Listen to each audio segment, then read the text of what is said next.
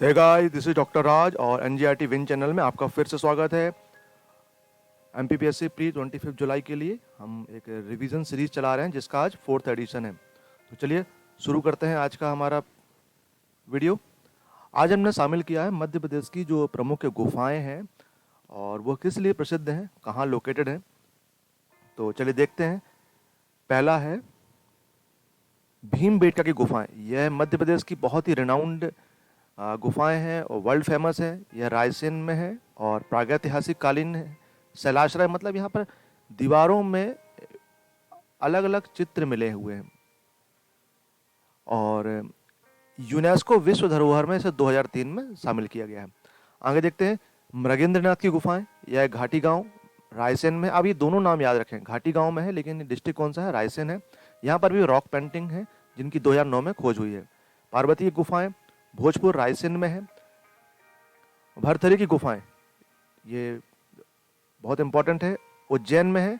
और जो राजा विक्रमादित्य थे उज्जैन के, उनके बड़े भाई भरथरी जो बाद में जिन्होंने संन्यास ले लिया था, उन्होंने यहाँ पर 12 वर्षों तक तपस्या की थी। आगे मत्स्येंद्र नाथ की गुफाएं, यह उज्जैन में है। यह नाथ संप्रदाय जो है उसकी आस्था का केंद्र है। कालिया देवी की गुफाएं, यह उज्जैन में है, क्षिप्रा नदी के तट पर है। आप ये लोकेशन जरूर याद रखें। आगे देखते हैं उदयगिरि की गुफाएं। ये विदिशा में है और हिंदू व जैन धर्म से संबंधित हैं। आगे देखते हैं खंडगिरी की गुफाएं। यह भी विदिशा में है लेकिन यह बौद्ध व जैन धर्म से संबंधित है। पहाड़गढ़ की गुफाएं, यह छिंदवाड़ा में है। गुप्तेश्वर की गुफाएं, यह भी छिंदवाड़ा में है। बाघ की गुफाएं, यह धार में है और बौद्ध धर्म से संबंधित है। और संस्कृति में आपने पढ़ा होगा, मध्य प्रदेश के कल्चर में बाघ एक प्रिंट, बाघ प्रिंट फेमस है लेकिन उनका इन बाघ की गुफाओं से संबंध नहीं है। लेकिन आप नाम याद रखें कि मध्य प्रदेश में बाघ प्रिंट फेमस है। जैसे महेश्वर की साड़ियां फेमस हैं, चंदेरी की साड़ियां फेमस हैं, वैसे ही बाघ प्रिंट भी फेमस है। 7 कोठरी की गुफाएं, ये धार में है। लोहानी की गुफाएं, ये धार में है लेकिन इनका मुगल कालीन से संबंध है। आदमगढ़ की गुफाएं, ये होशंगाबाद में है। ये भी प्रागैतिहासिक काली यहाँ पर चित्र मिले हुए हैं। आगे देखते हैं पांडव की गुफाएं। पांडव की गुफाएं, यह पचमढ़ी में है, मध्य भारत कालीन है। ये टूरिस्ट प्लेस भी है, लोग यहाँ पर आकर विजिट करते हैं, घूमते हैं। शंकराचार्य की गुफाएं, यह ओमकारेश्वर में है और यहाँ पर शंकराचार्य की तपोभूमि है, मतलब उन्होंने यहाँ पर अपना संन्यास जो उनका जीवन था उन्होंने यहाँ पर तप किया है।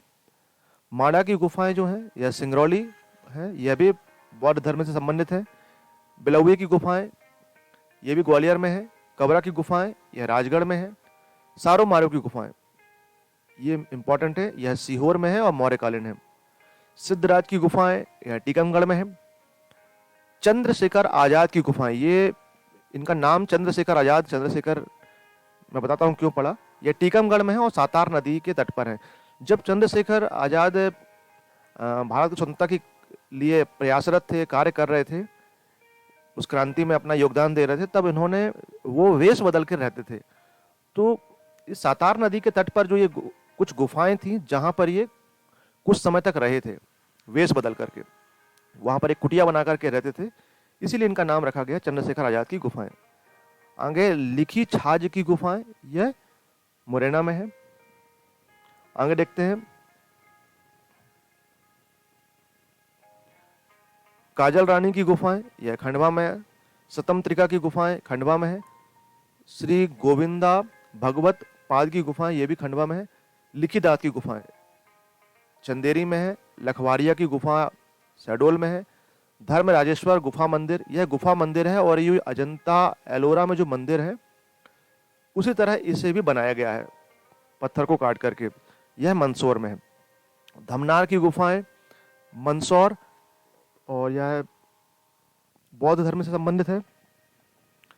झिंझरी की गुफाएं यहां कटनी में है और यहां पर भी भित्ति चित्र हैं।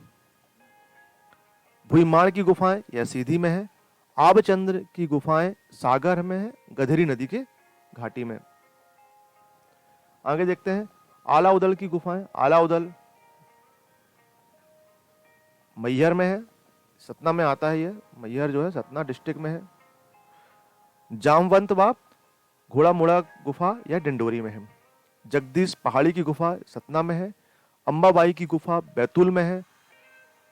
ये छोटा महादेव भोपाली की गुफा जो है बैतूल में है। और बड़ा महादेव की जो मंदिर है ये पचमणी में है। तो जो लोग धार्मिक रूप से जो लोग कई बार पचमणी नहीं जा पाते हैं बड़ा महादेव के मंदिर, तो वो यहाँ आ जाते हैं। नवेरी की गुफाएं भोपाल में है। गुड़ी की गुफा सिवनी में है। तो इस तरह से हमने सभी गुफाएं देख ली। और एक छोटा सा टॉपिक मैंने और शामिल किया है कि मध्य प्रदेश में जो इतिहास में कुछ प्रमुख शासक रहे हैं जिनका संबंध मध्य प्रदेश से रहा है, तो उनके नाम क्या हैं। जैसे 2019 के जो एमपीपीएससी का जो प्री था उसमें डायरेक्ट पूछा गया था चंड प्रद्योत कहाँ का शासक था, तो ये अवंती का शासक था, मतलब कि उज्जैन का शासक था ये। तो कम से कम हमें ये पता होना चाहिए कि कौन सा शासक किस क्षेत्र का शासक था, वहां कहां पर उसने शासन किया और वह किस वंश से संबंधित था। जैसे रुद्रदामन है, यह शक राजा था लेकिन इसने उज्जैन में शासन किया। अशोक हम सभी जानते हैं यह मौर्य वंश थे और उज्जैन के प्रांतपति थे और विदिशा की महादेवी से इन्होंने विवाह किया। अग्निमित्र यह शुंग राजा था, विदिशा का प्रांतपति था। शिलादित्य यह मालवा का जाट नरेश था। चंद्रगुप्त विक्रमादित्य गुप्त शासक थे, शकों को इन्होंने हराया था। धंगदेव ये चंदेल राजा थे, खजुराहो के पार्श्वनाथ विश्वनाथ मंदिरों का इन्होंने निर्माण करवाया है। आगे देखते हैं। राजा भोज ये परमार राजा हैं, परमार राजा थे और धारा नगरी में इन्होंने शासन किया था।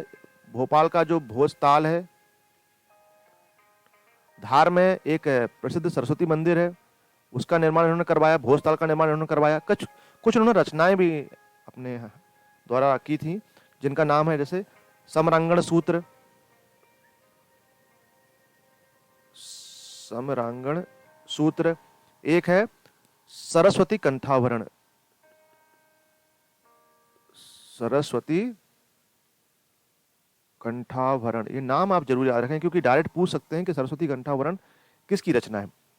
रानी दुर्गावती यह गोंड शासिका थी, गढ़ मंडला क्षेत्र में इन्होंने शासन किया और मुगल काल के दौरान अकबर का जो सेनापति था आसफ खां, उससे इन्होंने युद्ध करते हुए आत्म बलिदान किया था। कटार घोंपकर स्वयं आत्म बलिदान कर दिया था।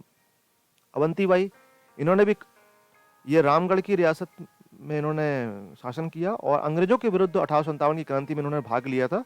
इन्होंने भी इसी तरह अपने आप को मार करके आत्म बलिदान दिया था।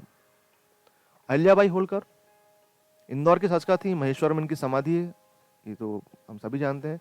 बख्तावर सिंह अमझेरा धार के पास एक क्षेत्र है, वहां के शासक थे और 1857 की क्रांति में इन्होंने भाग लिया था।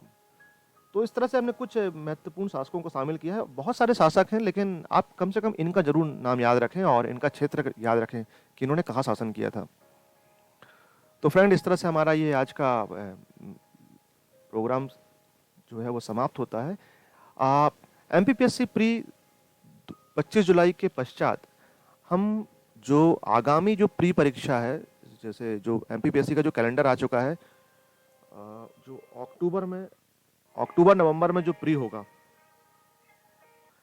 और ये जो 25 जुलाई के बाद जो इसका मेंस होगा, इन दोनों के ही लिए हमें कंबाइंड कोर्स ला रहे हैं 25 जुलाई के बाद, जो फुल डिटेल होगा। इस तरह का कुछ शॉर्ट नहीं होगा जिसमें हर टॉपिक वाइज हम आपको लेक्चर उपलब्ध करवाएंगे। तो उसके लिए जरूरी है कि आप हमारे साथ सिर्फ जुड़े रहें और हमारे चैनल को लाइक शेयर सब्सक्राइब जरूर करें। तो आपको हमारे नए जो भी वीडियो आएंगे और जो 25 जुलाई के बाद जो हम जो कोर्स ला रहे हैं उसकी अपडेट्स आपको मिलती रहेंगी। तब तक के लिए इंतजार करें हमारे अगले वीडियो का और खुश रहें, लगे रहें, मंजिल मिलेगी जरूर। Thank you so much.